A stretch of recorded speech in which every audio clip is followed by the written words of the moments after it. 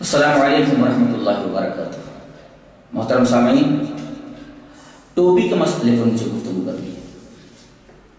بعض لوگ کہتے ہیں کہ نماز میں ٹوپی لگانا ضروری ہے، اور جو ٹوپی لگائے بغیر نماز پڑھتا ہے اسے حقارت کی نگاہ سے دیکھا جاتا ہے اور کہا جاتا ہے کہ یہ وہابی ہے اور یہ لہابی ہے اور نہ جانے کن کن القاب سے نوازا جاتا ہے۔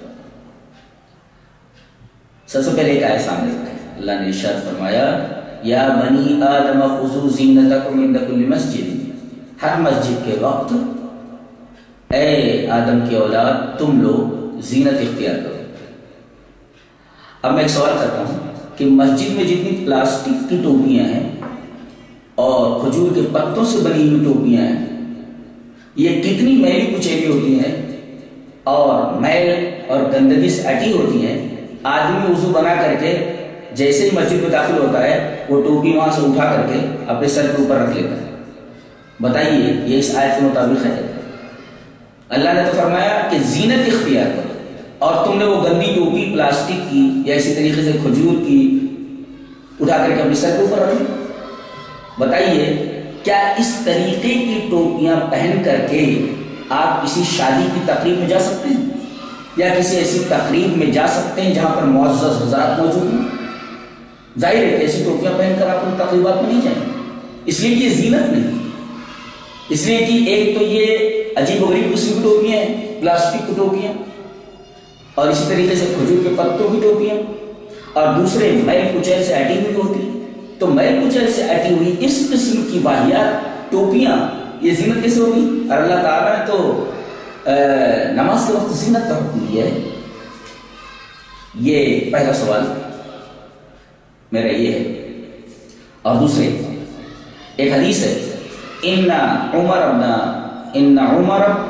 ابی سلمۃ اخبرہ قال رأيت رسول اللہ صلی اللہ علیہ وسلم يصلي في صف واحد مشتملا به في بيت ام سلمۃ رافعا طرفيه على عاتقيه۔ یہ بخاری شریف کی روایت ہے کہ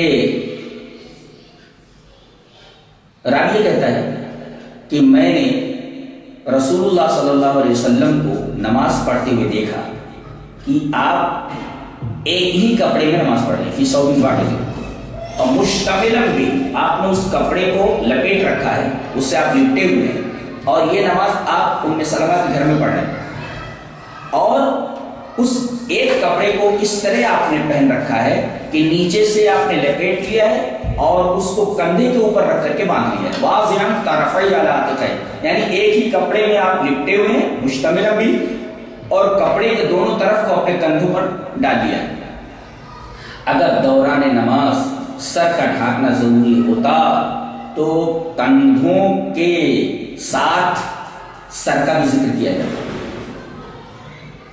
یعنی کندھا آپ نے ڈھک لیا تھا، نیز پورا بدن ڈھک لیا تھا، آپ ایک کپڑے میں تھے، اگر سر کا بھی ڈھکنا ضروری ہوتا تو کندھوں کے ساتھ سر کا بھی ذکر کیا جاتا۔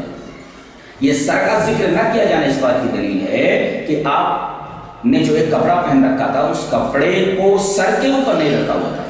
اب اگر آپ ٹوپی کو ضروری قرار دیتے ہیں یا اسی طریقے سے عمامے کو ضروری قرار دیتے ہیں کہ اس کے بغیر نماز نہیں ہوتی، تو اس کا مطلب یہ ہوا کہ نبی کریم صلی اللہ علیہ وسلم نے اس سلسلے میں ہماری کوئی رہنمائی نہیں فرمائی ہے، اور ٹوپی اور عمامہ یہ اس ایک کپڑے سے زائد ایک چیز ہے، اور حدیث میں فی ثوب واحد، اگر ٹوپی اور عمامہ کو مان لیا جائے تو ٹوپی اور عمامہ یہ دوسری چیز ہے جو اس کپڑے سے بالکل الگ ہے۔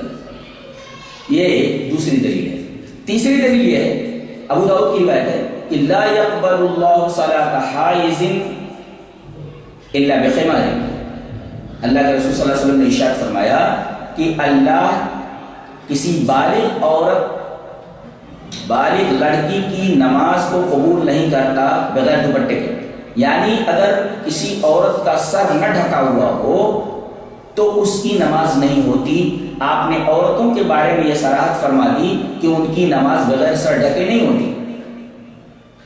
اگر مردوں کے لیے بھی سر ڈھکنا ضروری ہوتا تو کوئی حدیث ضرور موجود ہوتی کہ آدمی کی، مرد کی بھی نماز بغیر سر ڈھکے نہیں ہوتی۔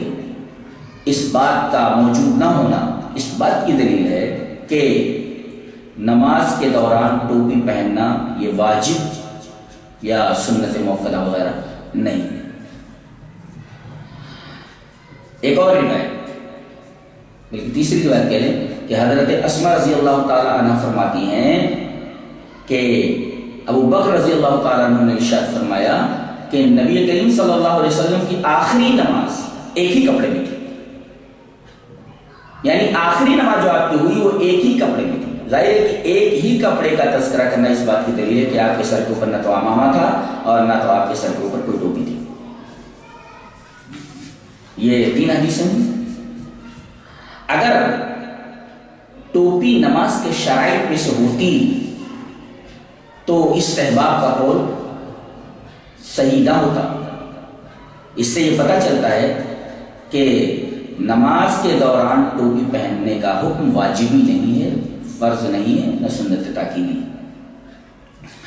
علماء کے فتاووں میں نے دیکھا کہ ڈاکٹر محمد نجیب قاسمی سنبلی صاحب کہتے ہیں کہ عمامہ اور ٹوپی پہننا واجب یا سنت موقدہ نہیں ہے. چلیے ایک قاسمی کا فتویٰ آپ کے سامنے.